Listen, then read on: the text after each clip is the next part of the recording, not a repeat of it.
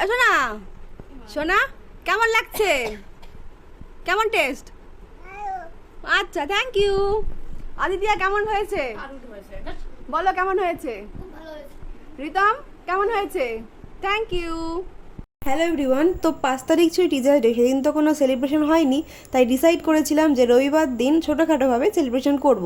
তাই সকাল সকাল ঘুম থেকে উঠেই আমরা 3জনে মিলে বেরিয়ে পড়েছিলাম বাজারে যাওয়ার জন্য। সমস্ত জিনিসপত্র কিনে কেটে আনতে হবে। তো প্রথমেই বাজারে গিয়ে কিনে নিয়েছিলাম চিকেন, তারপর সমস্ত মুদিখানার বাজার টাজার করে বাড়ি চলে আসলাম। বাড়িতে এসেই দেখো এত বড় কড়াইতে পোলাও রান্না হচ্ছে। হ্যাঁ, আজকের রেসিপিতে ছিল আমাদের পোলাও আর তার সঙ্গে চিকেন কষা।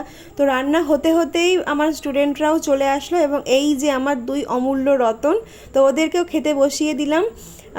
দুজনেই বলছিল যে রান্না নাকি দারুণ হয়েছে। রান্নাটা মা করেছিল। হ্যাঁ, সত্যিই খুব ভালো হয়েছিল। ওরা আমার জন্য খুব সুন্দর সুন্দর উপহার এনেছে। তোমাদের সঙ্গে সেই ভিডিওটাও শেয়ার করব।